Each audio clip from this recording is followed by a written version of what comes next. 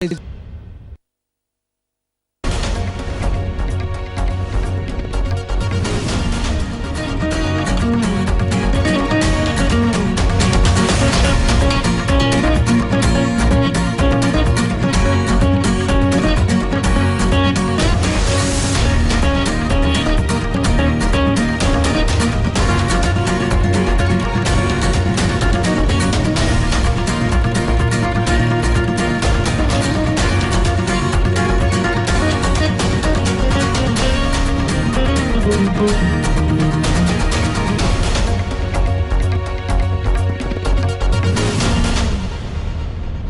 and welcome. It's easy to forget just how important, valuable and necessary good doctors are. That is, until you fall ill. Think about this. A doctor enters our life right from the time we're in the womb. Doctors help us stay healthy. They are by our side through illness, disease, surgery and recovery. They help us live longer and live better. And so today we want to put the spotlight on hard-working doctors. We've invited doctors from different fields to join us on this platform. A platform to celebrate, recognize and appreciate the long hours they work, their compassion and the effort they put into practicing medicine. And we have a great panel of highly accomplished doctors. We have, they're quite intimidating, I might just admit. Many Padma Shri awardees here whose time is valuable. I understand that. So let's get down to it right away. Dr. Das, as a child, we are all asked. I remember being asked, Beta, what do you want to be when you grow up? My grandmother wanted me to be a doctor and I have sorely disappointed her. But on a more serious note, the most admired profession is that of being a doctor, which is why it's not easy to become one. Yeah, you are absolutely correct. From the very beginning till today, the entering medical profession has been tough. You have the qualifying exam, then you have to appear multiple entrance tests. Qualifying entrance tests are very tough. And in single mark, they'll be hanging about 10 people. Yes. See how competitive it is. And I remember after finishing my +2, we had to join coaching classes, which is grueling from early morning to late evening. I mean, 4 o'clock early morning it will start, late evening it will finish. And every day, multiple practice exams that helped us. But that is the grueling competition we have. I'll give the current example. We have this year 15.9 lakh candidates appeared for about 64,000 seats. It is 14% up than the last year's. And every year it is going up. Just see the demand for the course. And it is very, very competitive. Not only at the level of MBBS, at the level of post-graduation, even for the DMMCH, for the super specialization. At every level, there is an exam, national exam, you have to conquer it, following that account selling. So it is very tough to get into it. And then MBBS is also acknowledged as one of the toughest courses in the world. And it's just a start. Dr. Wangmu, you did your MBBS in 1976, which is a 5-year course. Yes. Then MD in 1981, then your DM in 1984. So all in all, this is what, 15 years that you have been studying. So I will tell you one thing. Definitely what Dr. Das said, it is true. It is not when you enter the MBBS, which is very tough, the life starts from there. You know, don't compare as a competitive sprint race. It's a long marathon. Marathon, yeah. And you start learning the intricacies of the human body, the complex anatomy, the physiology, the various system of the body. And the story doesn't end here. The moment you get the coveted degree of MBBS, you strive hard and work hard to go into become a postgraduate and a super specialization. And during the entire career, you have to put on a lot of study hours, lot of duty hours away from your family, and that goes in a long way to become a doctor. It takes almost 12+ years, and you have to put a lot of hard work. A sheer commitment, hard work and motivation will overcome all the challenges during a medical career. Dr. Par, tell us if you can explain to us, is the intensity the same for all different fields, whether let's say cardiology or gynecology, etc.? Is it equally grueling? Let me start and change the subject a little bit. When I was a child in 1970s, we had this nuclear blast in India. So I wanted to be a nuclear scientist.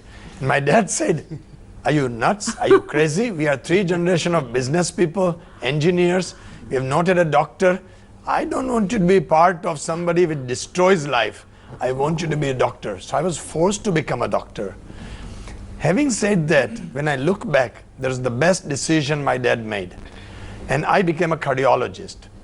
Now to answer your question, I truly believe all specialties of medicine are reasonably equally intensive for that particular doctor.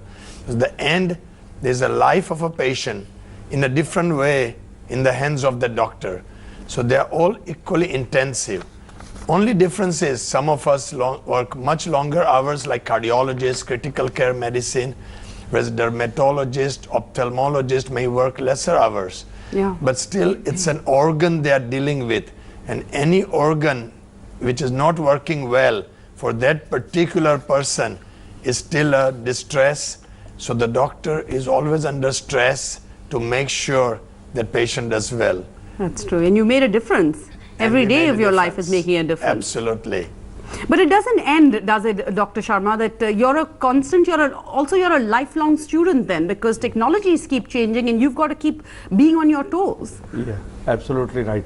Even after 12 years of our making of a doctor, we remain a student because medical science is rapidly changing. Technology is advancing, particularly in field of medicine, and we have to cope up with the speed of that. And you find that so many things are changing very rapidly, like new drugs are coming in. Every another year you will have change in guidelines. You have so many trials going on, and you are looking into that particular disease very carefully, and so many multiple risk factors are there, and you have to look into all those risk factors, how they influence our you can say disease process, and then interaction of drugs on those risk factors, and how we can prolong our patient's life, and the quality of life will be better with these medications and with these interactions. So we remain student, and we keep on learning with so many large number of medical journals, and ultimately we remain student, and we also remain teacher, because we teach our patients, we also teach our junior doctors. So once you are a good student, only then you will be a good teacher. And does this help keep you young, you feel? Yeah, absolutely right. So we remain young, and we keep ourselves among good friends of young generation, and we find them as we are as young as those people are. So medicine really is a lifestyle choice. It's not just a career choice. Dr. Mohan, you know, you miss family, you miss friends, you miss the important occasions, the birthdays, the anniversaries, you're late for most things. You know, we all grew up on the staple of watching ER, and you see George Clooney as the doctor, and it's all glamorized and it sounds so great, and he's on this date with this woman he's really been interested in, and the phone rings and he has to leave and go. But what is the reality like? Explain to us. I'm lucky because I was married. Unfortunately, I lost her a few years ago, but my wife was my classmate from college, and so I had a wife as a doctor, and therefore that was one advantage, because she really understood the difficulties of a doctor, because she was going through it herself.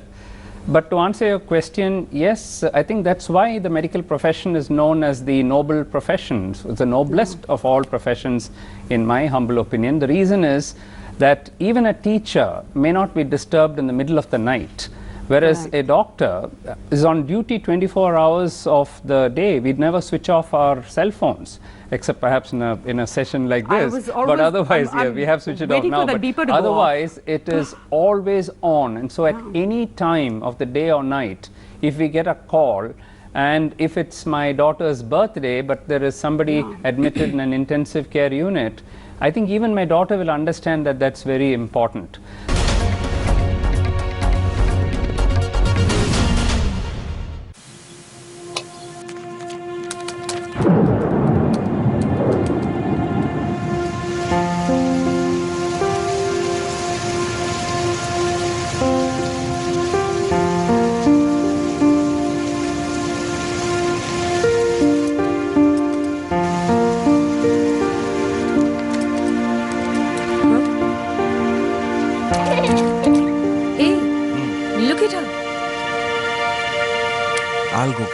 it's fine.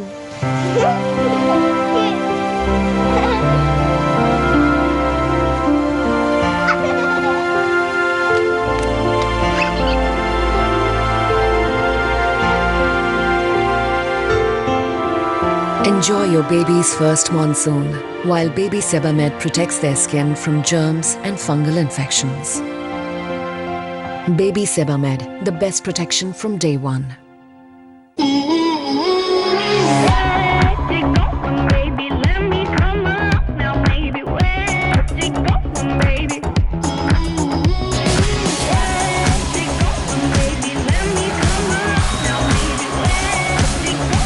Lancer, the new hatchback from Toyota. Let's go hatching. Two innovators in an award-winning partnership, Samsung and NDTV. Whether it's reporting on the world's biggest elections or devastating natural calamities, NDTV's journalism has been powered by the Samsung Galaxy S10 Plus. A powerful phone battery and greater storage, perfect for 24/7 reporting on the election trail. With Samsung phones, NDTV has been able to break news faster, even from locations that are hard to get to. A super steady phone camera that delivers broadcast quality video, even on the go. 5 pro-grade cameras so that NDTV can film even in challenging light or crowded spaces.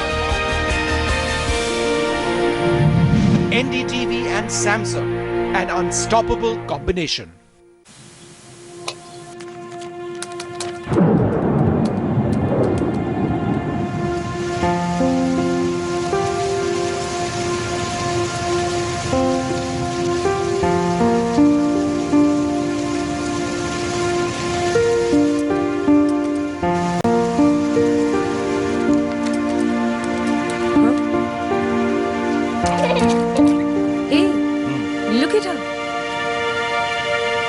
I'll go get her. No, it's fine.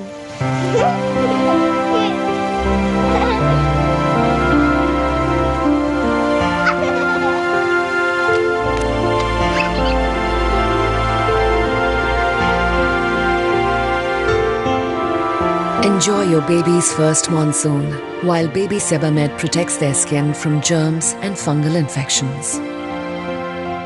Baby Sebamed, the best protection from day one.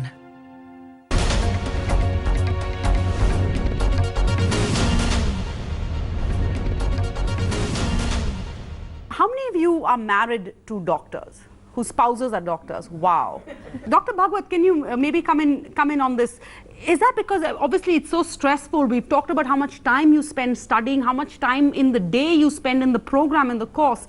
So is this only natural that you will find a partner, an equal, while you're practicing medicine? Yeah. Actually, family plays an extremely important role in whatever you do and achieve as a doctor.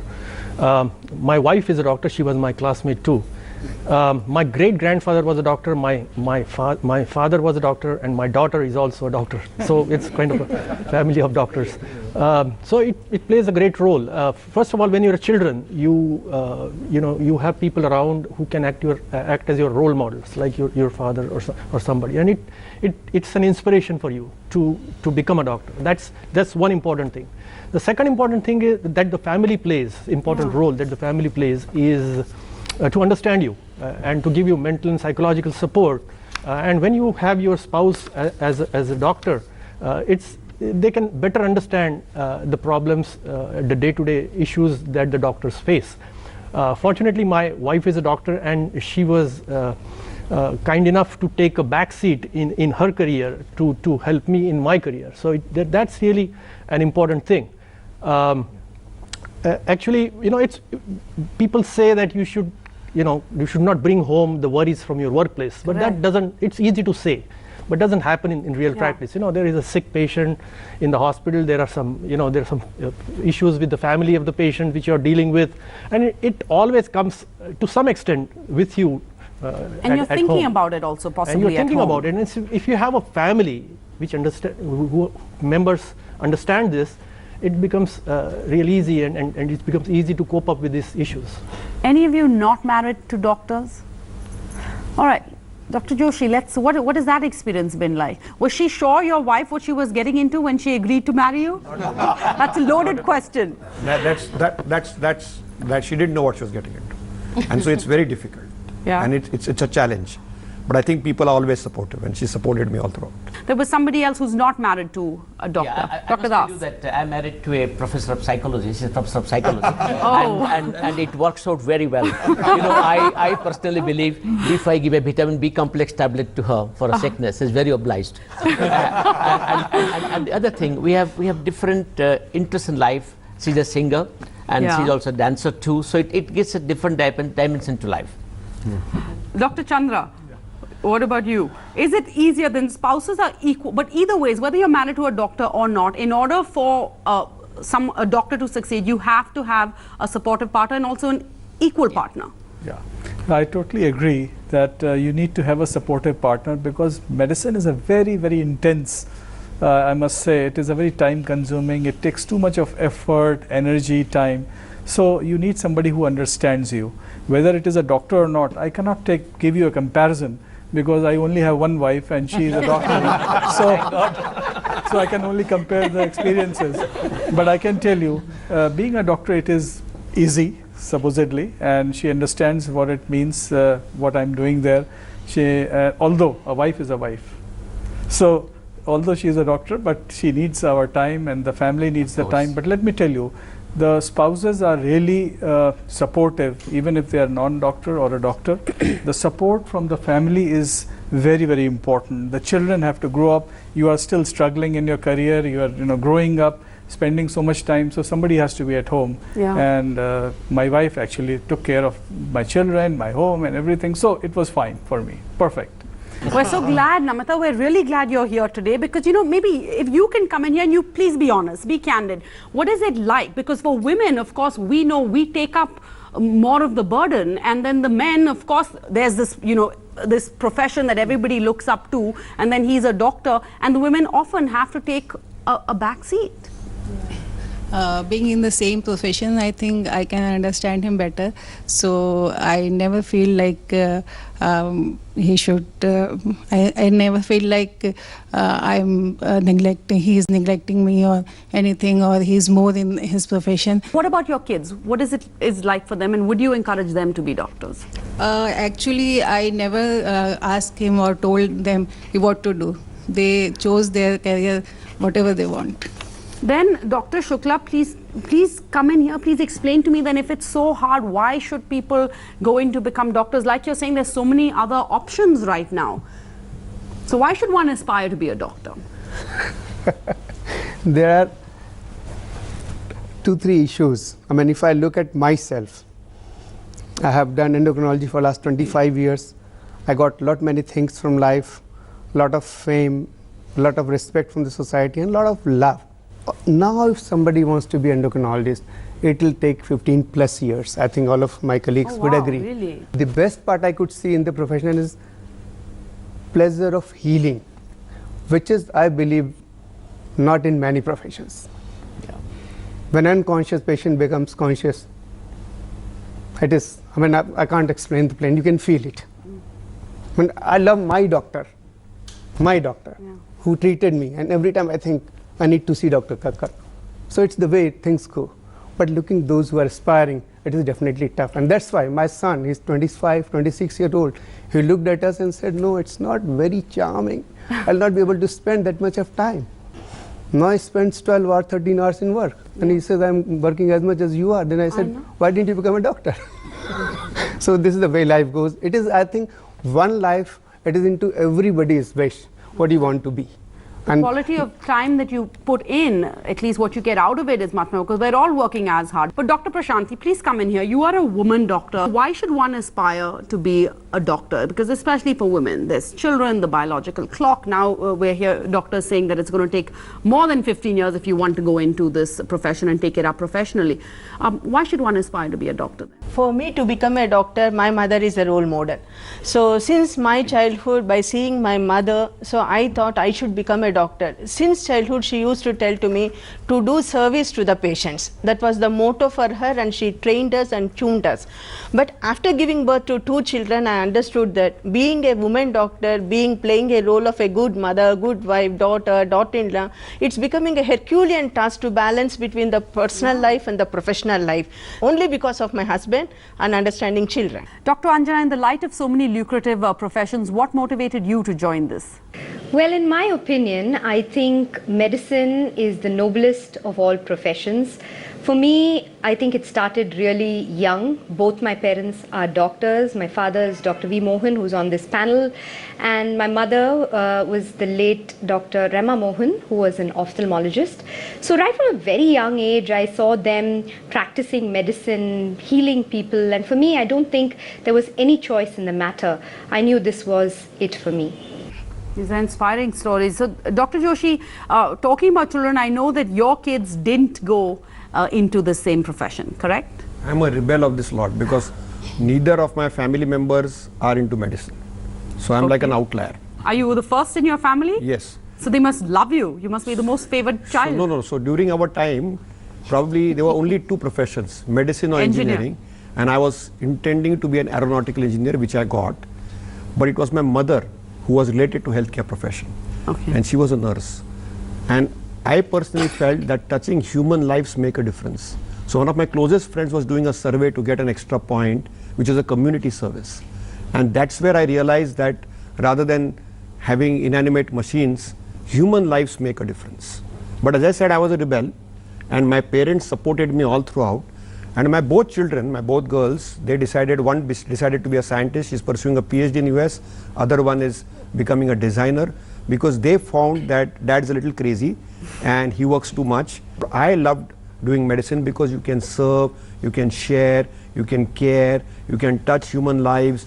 As Dr. Shukla was saying, that you can really make a difference in people's lives. Okay, let's talk about something that I'm sure the audience is thinking about also, yes, it is a calling, it's a personal calling, but there's also a calculated financial risk. A lot of parents want their kids to be doctors because they think it will pay off financially. Oh, it could be the other way around. It's not easy to start a practice on your own and survive in this cutthroat world. And I still encourage people to join medicine. And as Dr. Das said, the graph is still going up. Yeah. Because this is the only profession which allows not only care, but education and research in human beings. Human body is totally different. You know, now people may create artificial intelligence, they may try computers replacing doctors, but still today it is a very noble profession and a very humble profession and a very gratifying profession. I think Dr. Shukla has really made a very important point, because today in all professions, including mine, we spend so many hours at work, away from family, away from kids, that at least if you're a doctor, at the end of the day you come home knowing that, you know, you've done something valuable, you've done something important, you've saved a life, you've made a difference in the world. But talking about it being a noble profession, I want to bring in Dr. Sarda, Archana Sarda. You were a young practitioner in Aurangabad, where you were disturbed by the fact that it seems you couldn't find an adult who had type 1 diabetes, that children were basically not making it to adulthood in the area where you were. So you did something about it. Yes, I started as a diabetologist in Aurangabad, and when I started working, I only saw adults with type 2 diabetes, and I said, where are all the type 1s? And when we started hunting, it seems that they had all just died, or they were stunted, or they had chronic complications, and that sort of clicked that why is this happening? And when we went further, we found that there was no support system in the entire Marathwada region, because Marathwada region is the most backward part of Maharashtra. And we decided to do something about it. And initially it was just supporting someone who came in free. Then we realized that wasn't enough. They needed education. And when we realized that wasn't enough, we needed to reach out. And that wasn't enough, they needed free medicine. So it became a journey. And from one child, today we are now supporting 650 children. Wow. And that needed community care, education, schools, doctor awareness. So something which started as a simple observation just became a mission. And as we were talking about what makes you a doctor, this is the most beautiful aspect. I mean, it's its own reward. Every moment you're rewarded. Imagine a child coming to you and their parents saying, we are seeing him smiling for the first time. He's laughing today for the first time. You're seeing a child bloom in your front of your eyes. I mean, what could be more rewarding than that? not any money in the world, not any name in the world.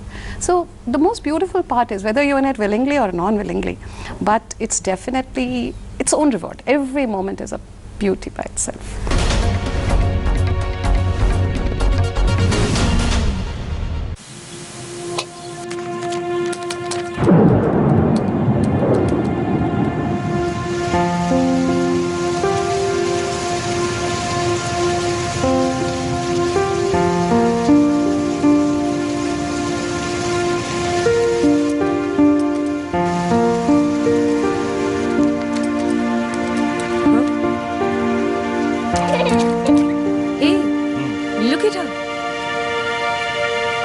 I'll go get her. No, it's fine.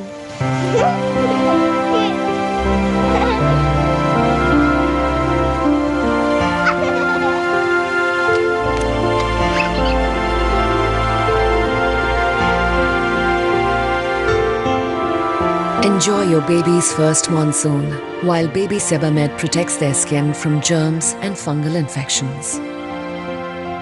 Baby Sebamed, the best protection from day one. Life ने bouncer दिया तो नहीं पता front foot पे term insurance के साथ On field or off field, stay protected with Max Life Term Insurance. You are the difference. Get rupees 1 crore cover in only rupees 563 per month. On Trivago, I can easily search for hotels based on our needs, find the deal that works for all of us, and still stay within the budget. Hotel Trivago. Compare prices from different websites and find a great deal with the new Trivago app. It's the cup that matters. Cricket doesn't get bigger than this. Virat Kohli's men in blue Take on the world's best, including Pakistan. no late cuts, Just the minute-by-minute analysis from England. no misfields, We will catch everything. right here on NDTV. We live The Cricket World Cup for you.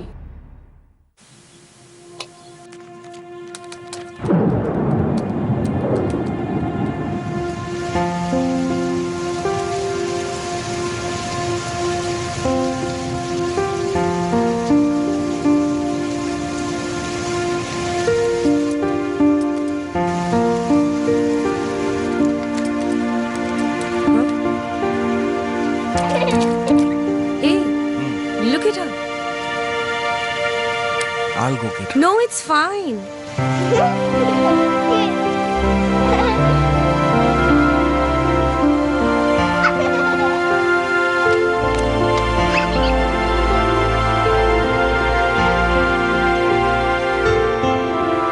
Enjoy your baby's first monsoon while Baby Sebamed protects their skin from germs and fungal infections.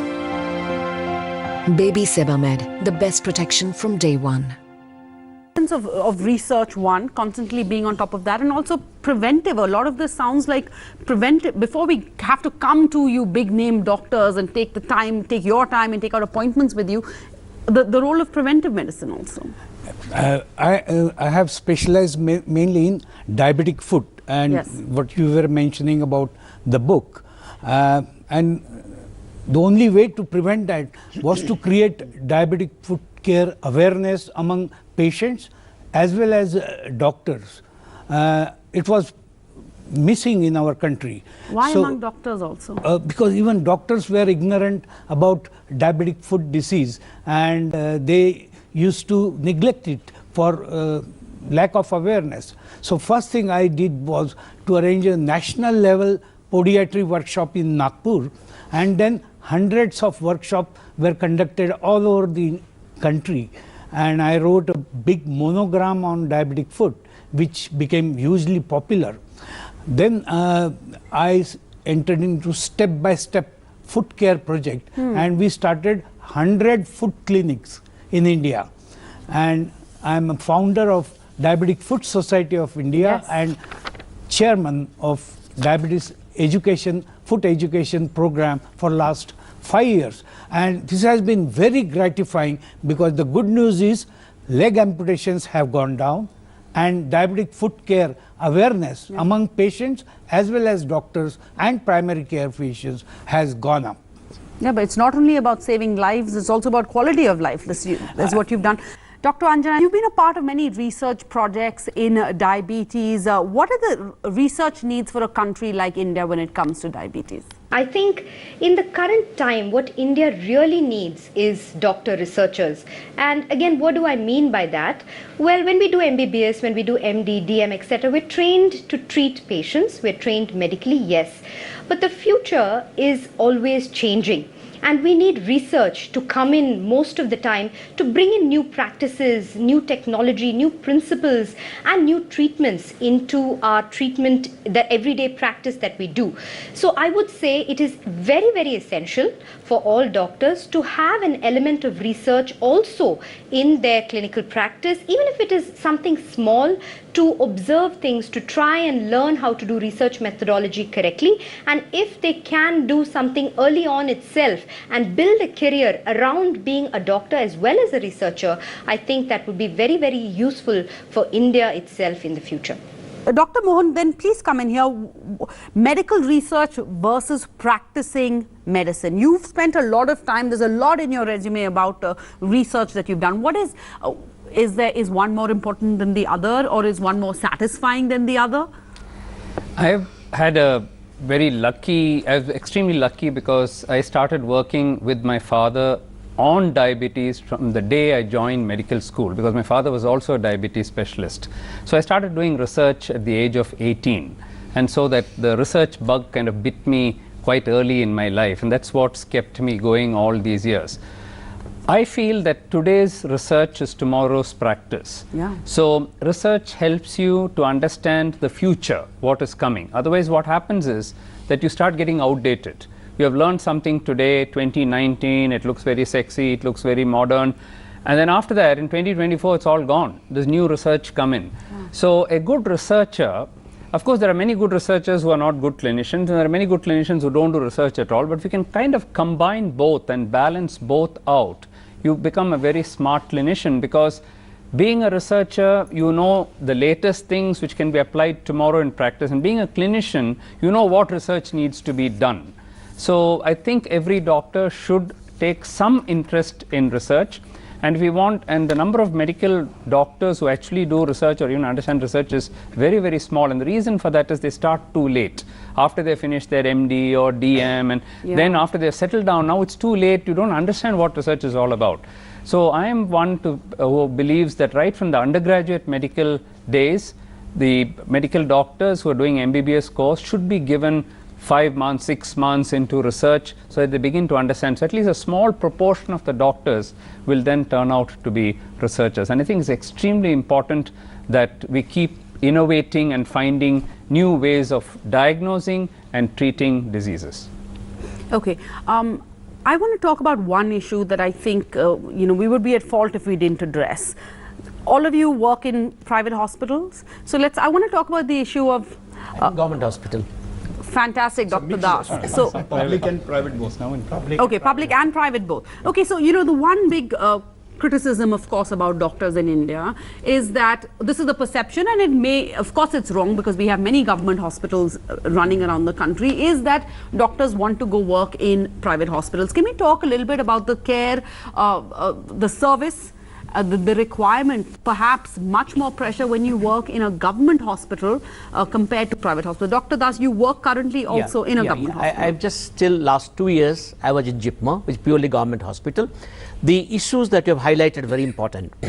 Number one, we have a large load of patients. Yes. At the same time, we also have number of doctors to take care of them, and there is a little bit of practicing fatigue at the end of the day. But it is surmountable.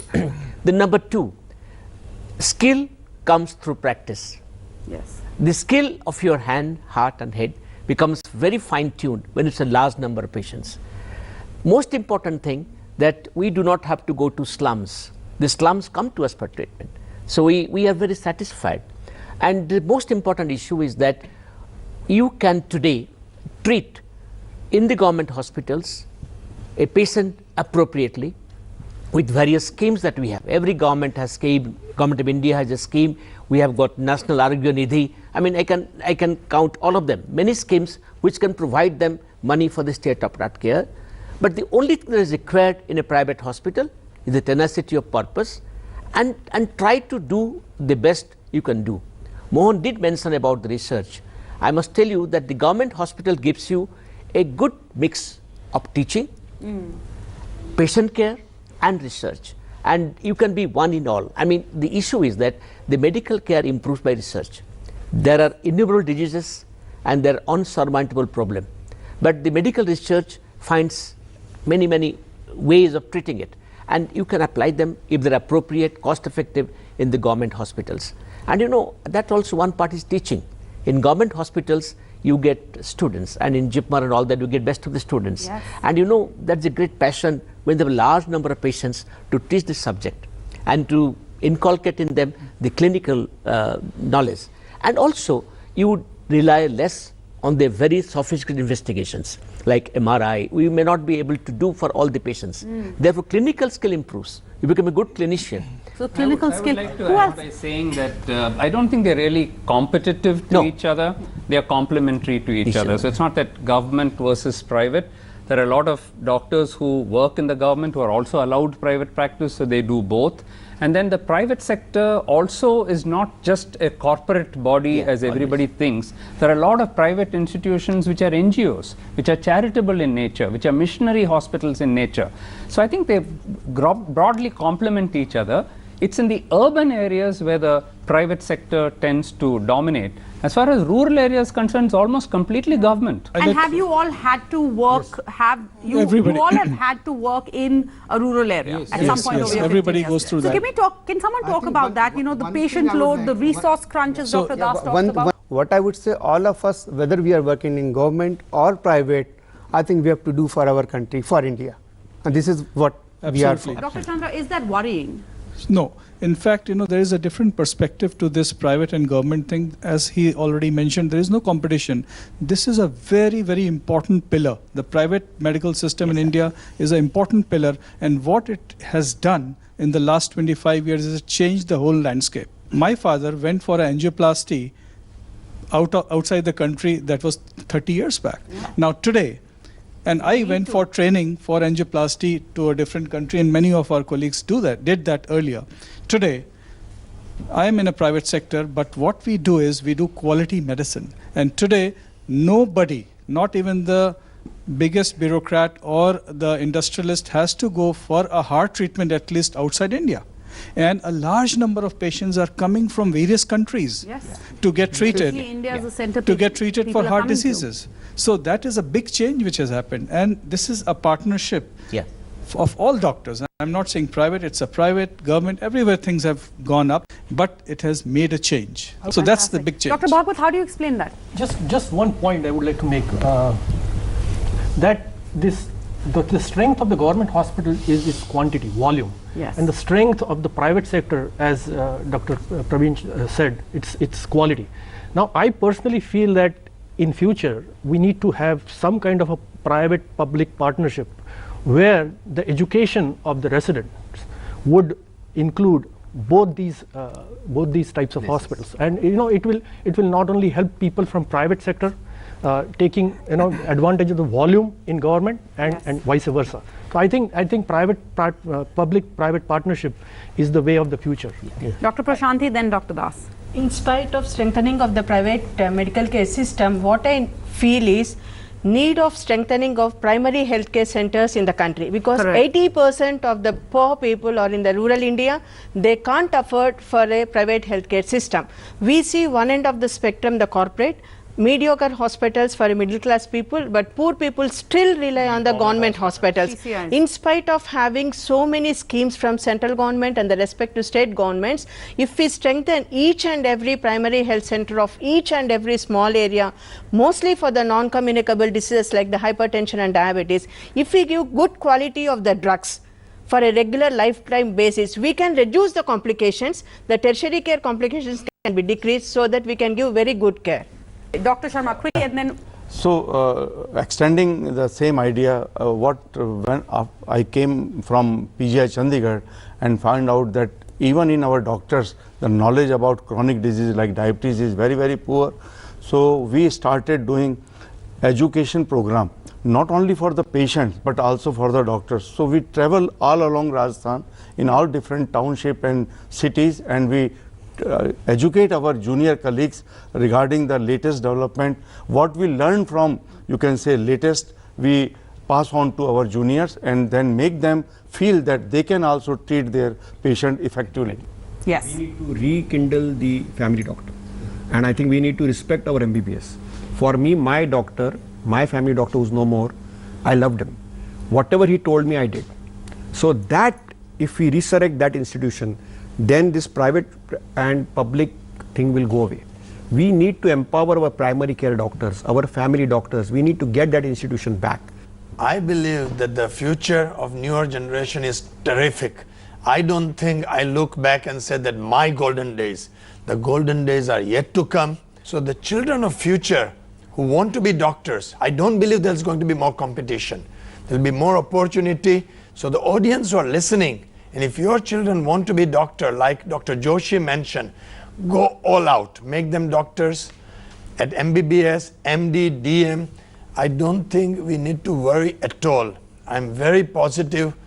As last 200, 300 years, if you go back, future is going to be much, much better. My father was a family doctor and practiced for 50 long years.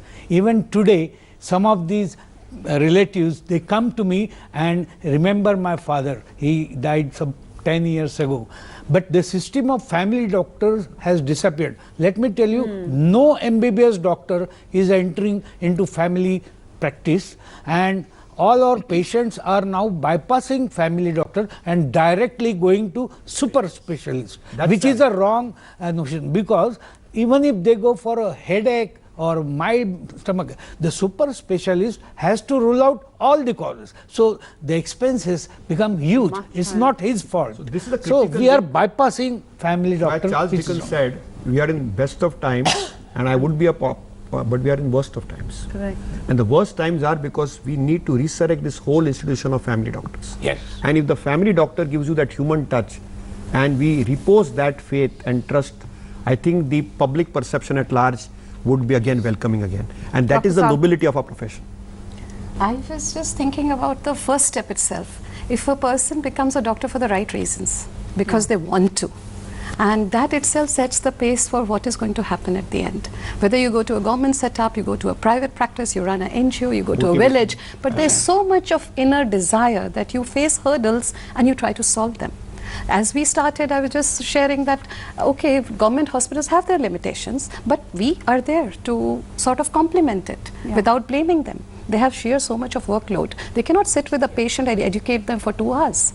So that is something that we can take, maybe as an NGO, maybe as a doctor. So if the heart is in the right place, the reason for being doctor is right there, then the paths just come. And I know so many people, we are saying not working in the rural areas, but they are. They're just unsung heroes. It's not without people, without doctors that this health is running. It's just that we don't know about them. Every time I see patients, I find they tell me stories of wonderful doctors who are there in their villages and are taking care of them. They call me up and say, what can we do for this? What can we do for that? We just have to be accessible. There are a lot of good people out there. I think they're not being talked about.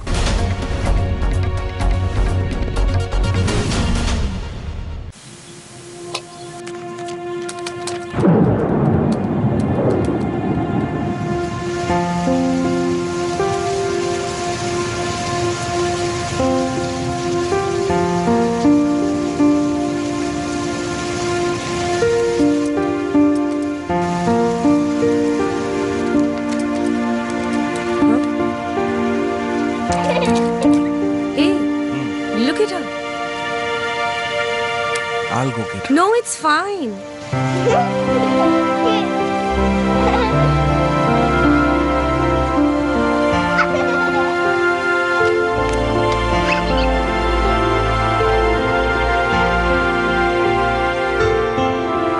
Enjoy your baby's first monsoon while Baby Sebamed protects their skin from germs and fungal infections. Baby Sebamed, the best protection from day one. Papa story. Okay. Alexa, tell us a bedtime story. Once upon a time, there lived a lion in the jungle. The lion ate his lunch and soon went to sleep under a great... Elsa, what sound does a lion make?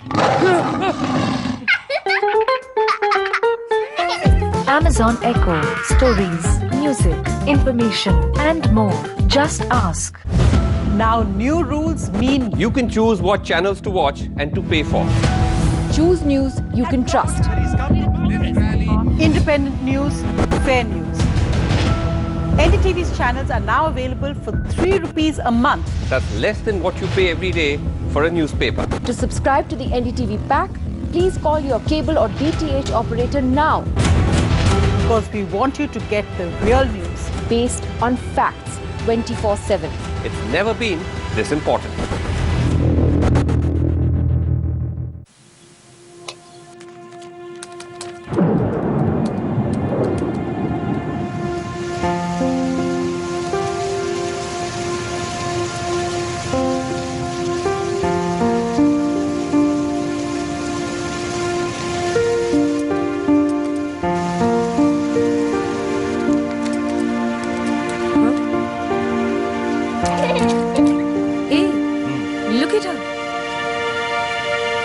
I'll go get her. No, it's fine.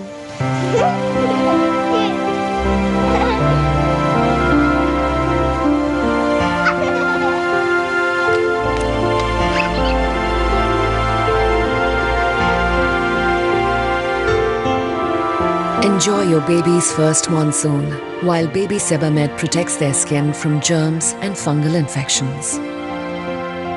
Baby Sebamed, the best protection from day one.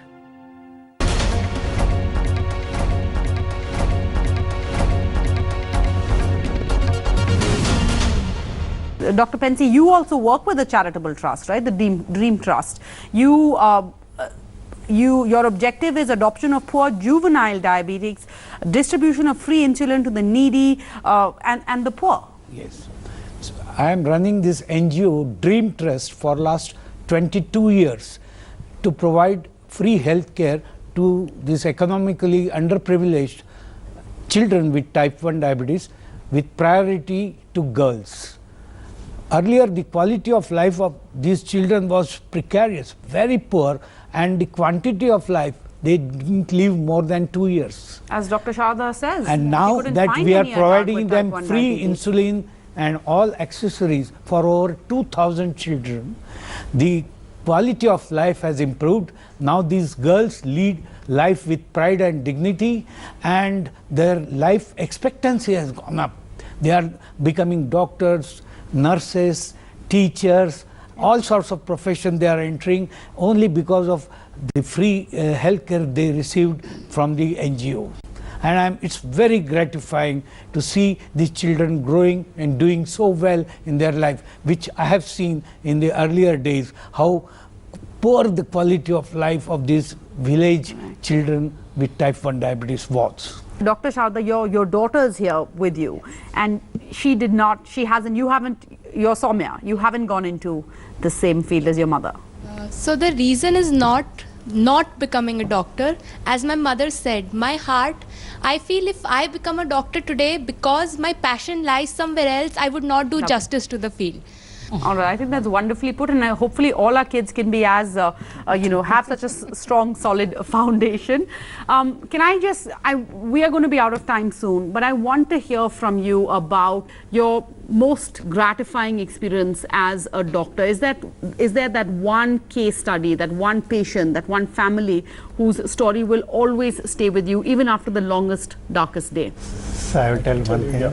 Okay. So, this is a very interesting, this is about 10, 12 years back, maybe 15 years back. A young boy was brought in, must be about 25 or so, and he was brought in the ambulance and he was being pumped. He was unconscious. There was no blood pressure, no pulse. And he was brought from somewhere nearby. And so immediately we got a call, 1 o'clock in the night. Immediately everybody rushed. And then we found that this boy is not responding. So what to do? So we discussed amongst ourselves and the family. There was nobody else. And so we took a decision to do the treatment, whether he gets saved or not. And we did his angioplasty. At that time, primary angioplasty is where we do angioplasty during a heart attack when the patient is already collapsed. So there was a big chance that he may not make it. and the money will go waste and the effort will go waste. But we said, this is a young boy and we have to try this, and suddenly his wife came in. She was pregnant at that time. This was the first child. So we went ahead, did the angioplasty, and he woke up after 5 days. And he is still living, and his son was born after that. So I remember that. So I can narrate one very important experience. A girl was going to get married tomorrow. She was a type 1 diabetic. A day before, she landed up in the emergency of a hospital unconscious with very high sugars, 400, 500, no pulse, dehydrated, in hypotension, because she has not taken insulin for quite few days because of her marriage preparations. And imagine tomorrow is her marriage date. She landed up 6 o'clock in the evening. We started pumping IV fluids, insulin, antibiotics, and by the time in the midnight 12 she started recovering, opening her eyes and everything. And we discharged that patient early in the morning around 8 o'clock because she has to go to the parlor to get ready for her marriage ceremony. Good one. And she still remembers me, still comes to me. She has 2 children after that. But that was the time we were all worried. The parents were in shock what to do. And we made all our efforts to save her life around the clock. We were in the hospital. It was so gratifying. I had a 2-year-old girl who was brought in a coma, almost dead. And actually a pediatric service had seen, and actually they didn't have specialists, and they said, you just take her home, she's going to die. And just as a last resort, they brought her, and she was in very deep coma and 2 years old. And after a long struggle, we were able to bring her out. And then she grew up to become such a beautiful young girl. She completed a graduation, post-graduation, became a Bharatanatyam dancer. She used to give performances on television. And then she got married. Her children have now grown up. She's 40-something now and doing extremely well. So that few hours made the difference between life and death. And that would be one of a very gratifying experience for me. It's not the medicine that can heal the patient. It's just love. Yeah. So there was a girl who was being forced to commit suicide almost.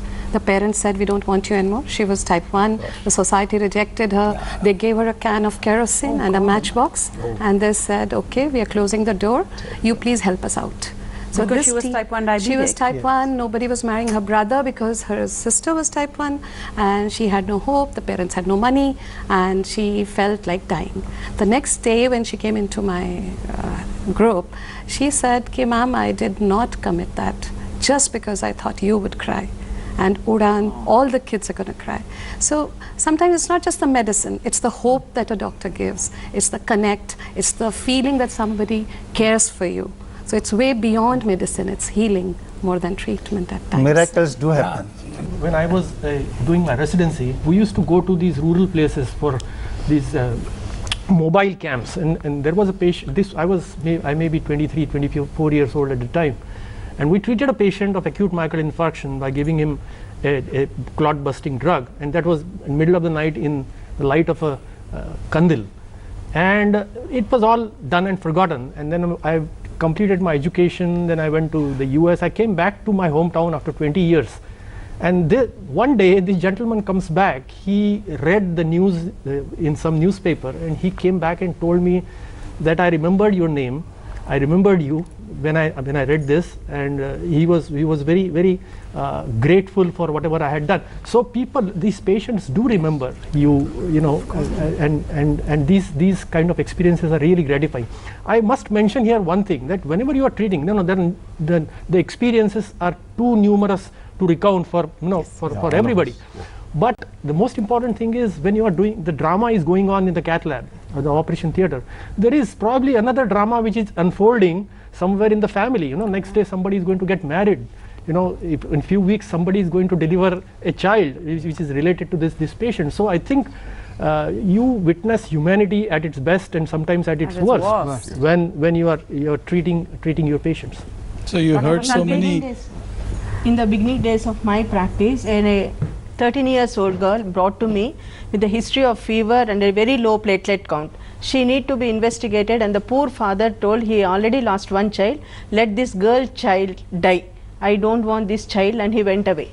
So we have taken the responsibility, and with my own expenses we started evaluating her, found it to be SLE, severe thrombocytopenia, and we have applied for the Prime Minister Relief Fund. We started sending her to CMC Vellore. She was in such a bad condition, not even to have rice also. So with the help of the media, we have published in the local villages, hamlets, school teachers, the shop owners have given rice to her, and we supported her. Now that girl, she completed her teacher training, she got job, she married, and she became pregnant. So that one single support from a doctor, now the entire family is after her. She is a role model in that village from a poor background, how she changed the life of the villagers and how the doctor can change the life of the village. Writing prescription alone is not sufficient. Patient doesn't need sympathy from a doctor, they want empathy from the doctor. Well, I think that's a great positive note on which we can end this show. Thank you all. I thank you on behalf of the entire public, you and all the other doctors, like we've said, not just of course private hospitals, in government hospitals, out in our villages, in those primary healthcare centers. Thank you all for your service, and clearly not one day in a year is definitely not enough to thank doctors for their service. Thank you all for joining us on the show. We hope you enjoyed it. Bye-bye.